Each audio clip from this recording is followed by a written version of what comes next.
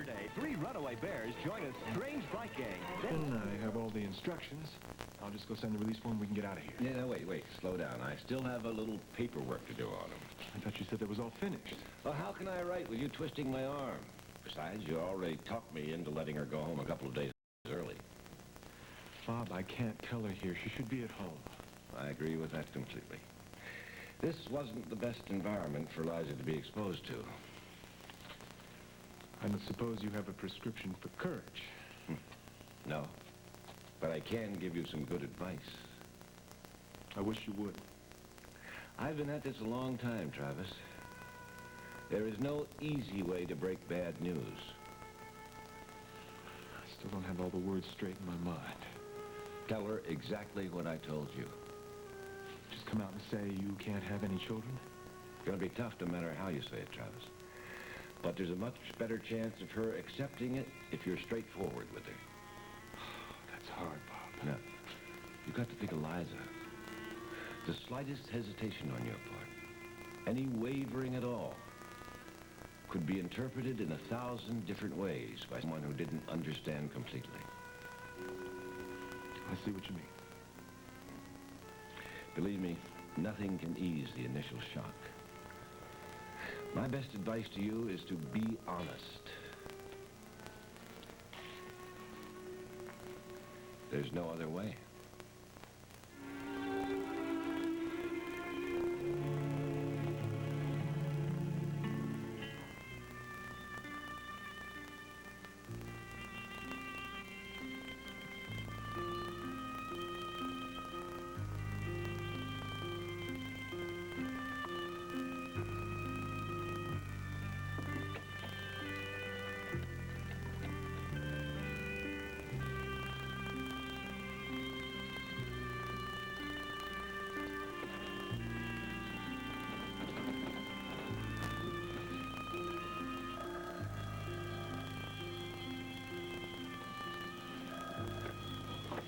Hello. Mark, it's me. Well, hello, me. Could I see you this evening? Well, of course you can. Have you decided? Mm-hmm. Well, I don't suppose there's any way you'd consider telling me now. I'd rather talk to you when I see you. Okay? Of course. I'm just anxious, that's all. So am I. Could we meet earlier? Well, why don't we have dinner here? I'll arrange something just for the two of us. Anything special you'd like? Yes, there is. What would you like to order, sir? Well, a very elaborate wedding with all of our friends and... Martin. Yes. I'll see you this evening. All right.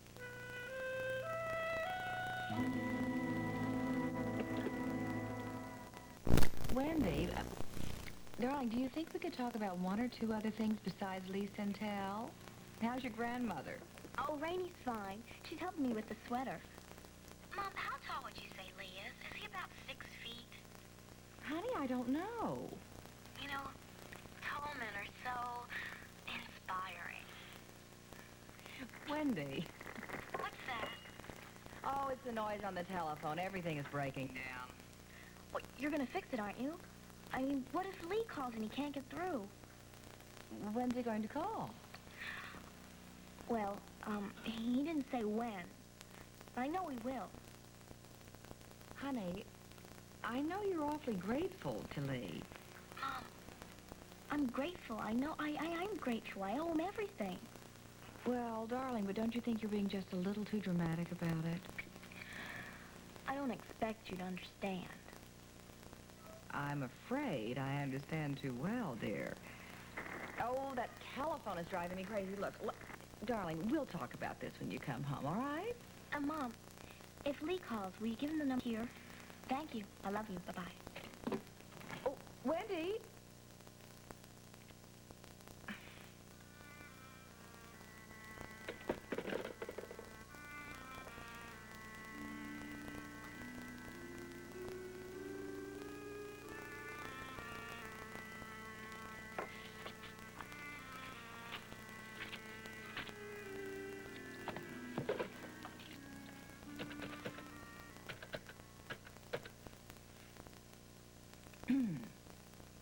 Oh, hello, Lee. This is Stephanie Wyatt. Would you mind coming by? I need to talk to you for a bit. In about an hour, that'll be fine. Thank you.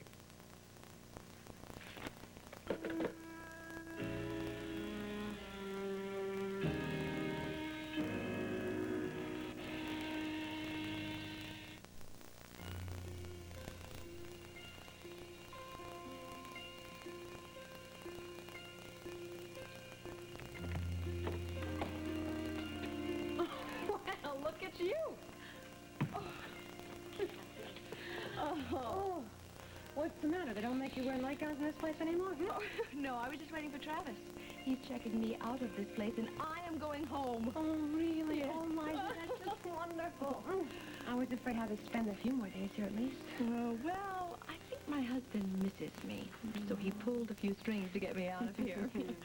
Come on in. Pull up a bed. Oh, I don't mind if I do.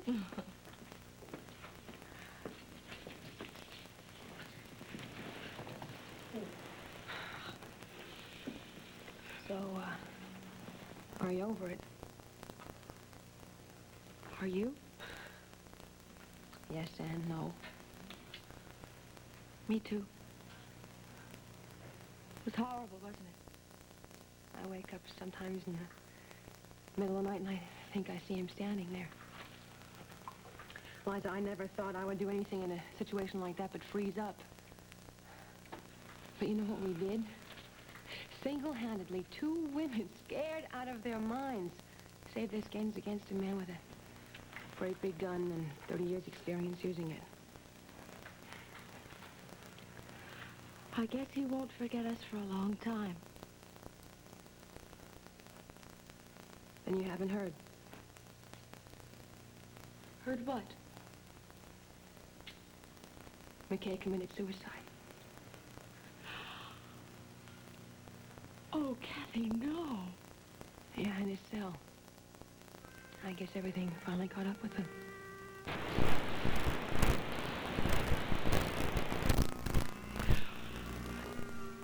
What about his wife and child? What's going to happen to them?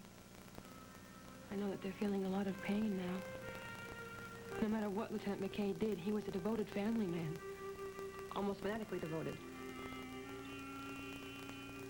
There are going to be some practical problems, too. I don't think he'll be getting the pension, police pension fund, after what he was involved in.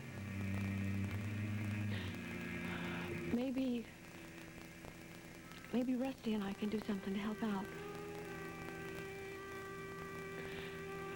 Kathy, I know it wasn't our fault, but I guess I just feel so close to it. I know. I felt very guilty, too, when I first found out. Then I realized it didn't make any sense because we weren't responsible for anything that happened. No, of course not. But it still feels like a tragedy struck close to home.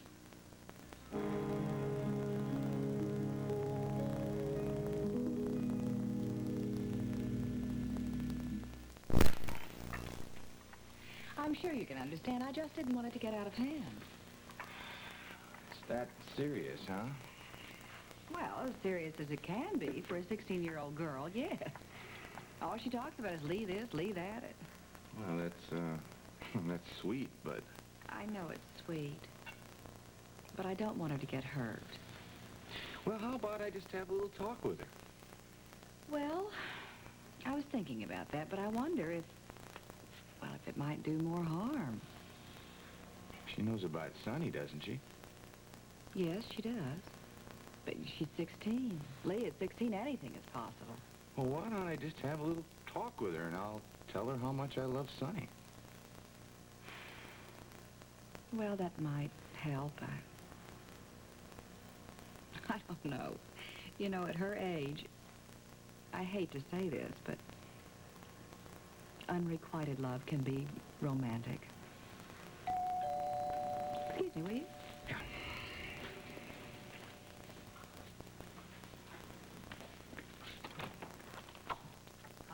Well, don't tell me you've brought my car back.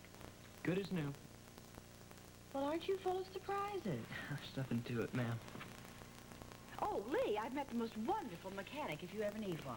Where have I seen you before, huh? I was at the Belleville Diner, that's it. How's that buddy of yours, huh? I don't even know him. I just met him on the road. Is that right? I thought you guys looked like you're pretty good friends. Looks can be deceiving, I guess. Look, here's your key, and just call me if something goes wrong with it. I'll do that. Thank you very much. Goodbye. For heaven's sake, the car is fixed. I wish the phone company were that efficient. Well, that's funny. I could have swore that other guy said that they were good friends.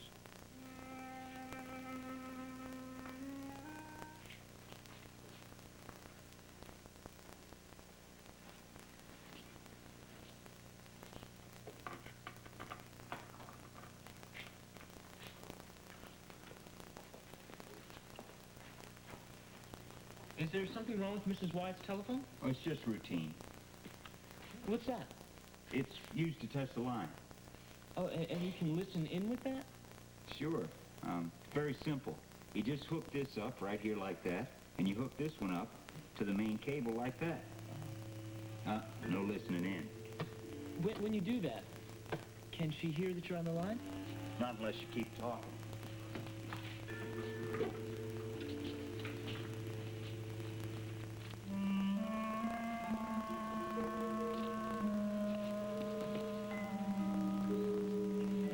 Well, listen, I gotta go. See you later.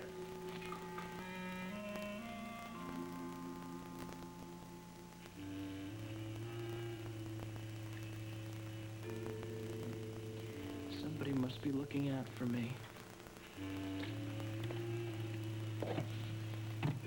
Because I'm going to be looking out for Stephanie Wyatt.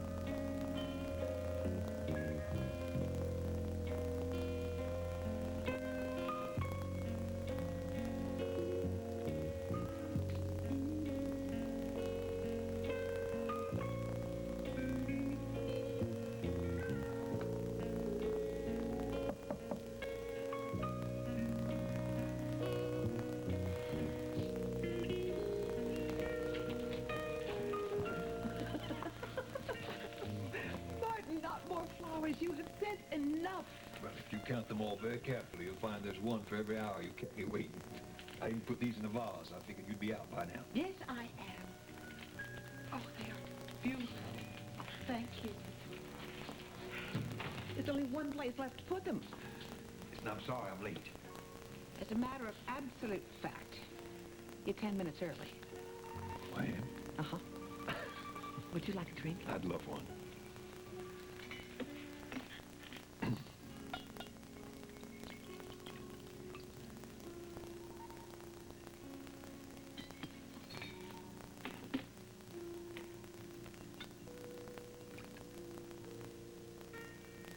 I'm not sure what the proper toast is yet. Let me.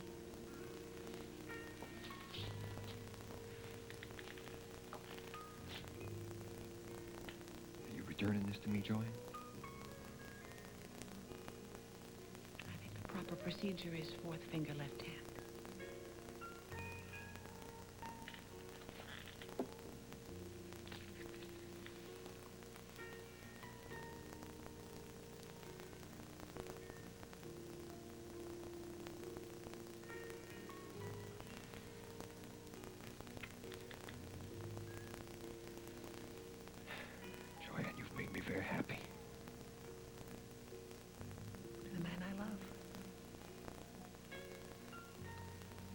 hope that I will always make him happy as his wife.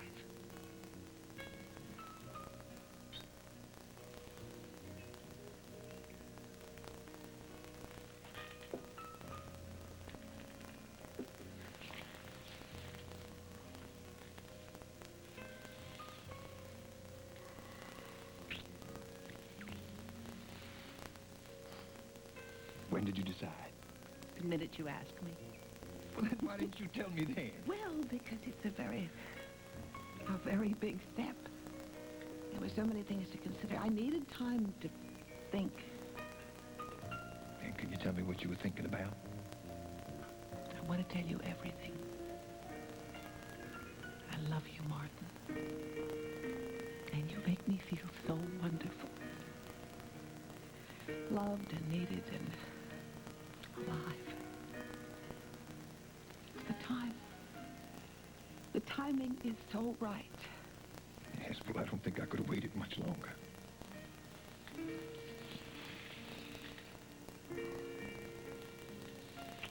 Oh, I do need you, Joanne. We need each other. I want you. More than you know. What about Susie? I haven't told her yet. And I wanted to decide for myself first. But it's all right. We don't need to worry. She's young. But she knows how happy you make me. I think in her heart she already knows. And in your heart? No more questions. Just love. The happiness you bring me. I do love you, Joanne.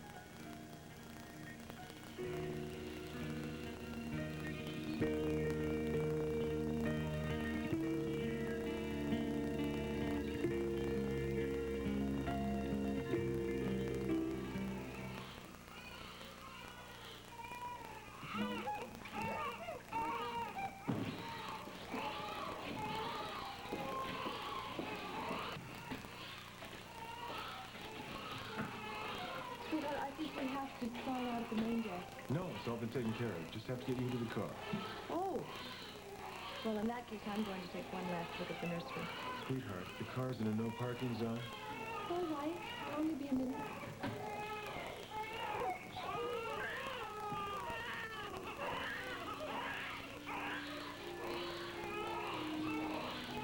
Look, there's Marilyn's baby.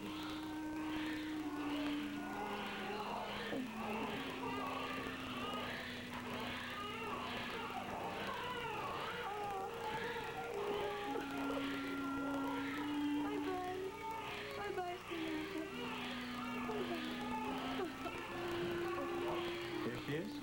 See, honey? She looks exactly like you. She does, doesn't she? You ever seen anything more beautiful in your whole life? He's just a first. We're awfully proud. It's hard not to brag. No, Of course. we certainly understand that. Which one is she? Second row, right in the middle. One with all the hair, just like her father. Oh, yes. We saw her the last time we looked in. She's beautiful. Is it fun to see how different they all are? Such a feeling of accomplishment, isn't it? Which one is yours? Oh, no, I was just in for surgery. But I'll be back.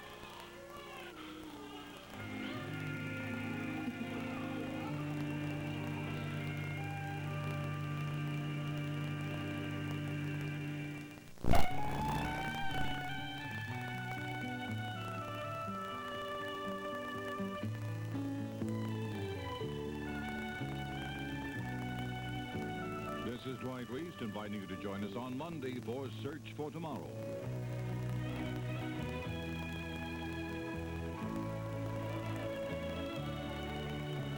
Stay tuned now for The Young and the Restless, next over most of these CBS stations. Tonight on Dallas, the Ewing family's most prized possession is threatened when JR's big money scheme mortgages South Fork Ranch. Dallas, tonight at 10, 9 Central and Mount. This program is recorded